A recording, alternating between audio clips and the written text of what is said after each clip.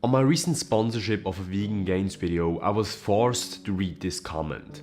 Lol, clickbait, just like all other douchebags that sells online BS, you just took out the meat. Yes, it's true that I took out the meat. And as it is with everything, including online coaching, there is the good, the bad and the ugly. I have a couple of years on my belt in the fitness industry as a manager of 5 fitness centers and a provider of a plant-based online coaching service myself. I think I know what you have to look out for. Today I want to give you 7 things you should take in consideration if you're considering buying online coaching. In the end, I want to give you a secret test that takes you no more than 2 minutes, how you can decide if the online trainer is right for you or not. So make sure you watch to the end. Here are 7 signs you're dealing with a bad online coach and you're therefore wasting your time and your money.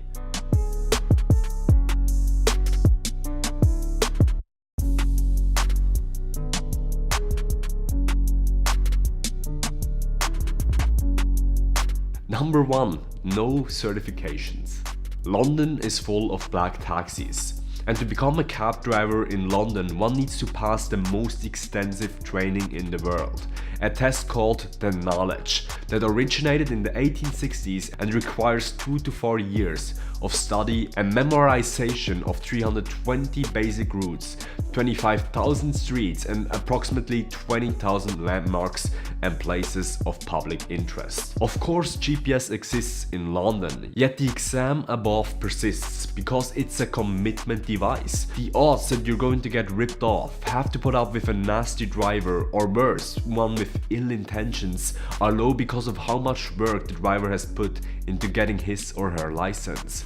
It's simply not worth it for London taxi drivers to rip off tourists because they invested so much into their certifications. I trust London taxi drivers more than most online trainers because most online trainers have no credentials to show for and therefore nothing to lose. So take a look at the trainers' certifications. Do they at least fit the basics? The top class in my opinion when it comes to certifications is the Online Trainer Academy. It's a 2-month course that you take on top of your fitness certifications to make sure that you treat your online clients correctly and structure your business properly. Number 2, too much emphasis on marketing and too little on the product. Tesla is a company that invests very little money in marketing. Tesla believes in the promise that if you deliver a great product, an electric car with no compromises, people will do the marketing for you. As a business owner, you have to make sure that you're 1, doing great work, and 2, everyone knows about it. Both of these things, great marketing and a great product, have to exist in a healthy enterprise. Yet I see a lot of online trainers focusing too much on the marketing. This is especially common in Instagram influencers. They want as many clients as they can, yet the product is not really good. If the online coach is only sending you PDF files, low carb diets or cookie cutter stuff with no personal touch, he didn't do his due diligence and therefore isn't worth your money or your time in my opinion. Number 3, no credible success stories. If you check the Instagram account or the website of an online coach and there are no success stories, or worse, the testimonials are so extreme and just smell like steroids or fake, this should be an extreme warning sign. Depending which people you train, some value privacy more than others and therefore are not willing to provide before and after pictures, yet you must at least see some sort of written testimonials. Better are of course convincing before and after pictures. Number 4, no reasonable money back guarantee. We are all humans, we make decisions out of emotion and sometimes regret it. A money back guarantee is a display of confidence of the trainer. It's a sign that the trainer is putting his money where his mouth is. It is definitely a plus for the customer. I personally still struggle with a money back guarantee because as a business owner, you don't want people to run all over you. You also don't want to incentivize people to quit on your service and on themselves. What makes sense in my opinion is a refund that only works under certain conditions. So you only get a guarantee if you completed certain steps, like 80% of the workouts and the meals, and still don't see the desired results. Number 5, lack of accountability.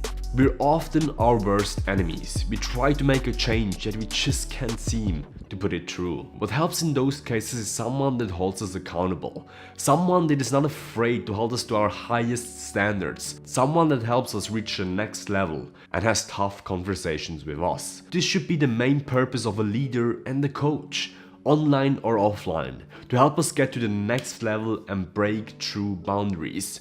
If there's no system in place for a coach to properly guide you, like an app or a weekly check-in, you should look elsewhere, because the coach is not worth your time nor your money. Number 6.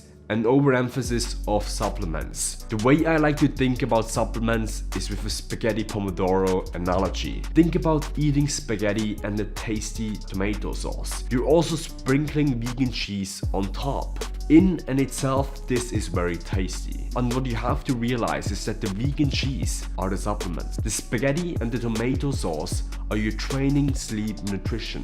Supplements, despite vitamin B12 of course if you're a vegan, can be a great add-on, but they're not the main course. If online coaches act like you need to buy this new supplement to see progress, or worse, claim they got the results by some weird powder or machine, think of them as unprofessional and not worth your time.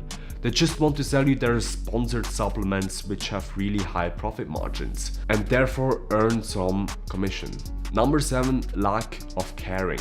In the beginning I told you that there's a secret test and how you can decide in 2 minutes or less if the online coach that you're dealing with is bad. We have to realize that a good trainer is a person that asks good questions. A bad trainer is a trainer that asks none or just very few and superficial ones. The simple short test that you can take is going to the website of the trainer and looking for a questionnaire. Do they have one? And if yes, are they extensive? Do they at least have 30 questions? Are they talking about your medical history? Is the trainer trying to connect with you in some personal way? If not, the trainer simply doesn't care. And that's the sad thing. If you see a trainer like that, you should leave. If you're a trainer like that, either improve today or better yesterday, or choose a different career. Now this may sound extremely harsh, but if trainers don't care about their clients, I want them out of my field. These were the 7 traits of a bad online coach to help you make an informed decision if you want to get in shape.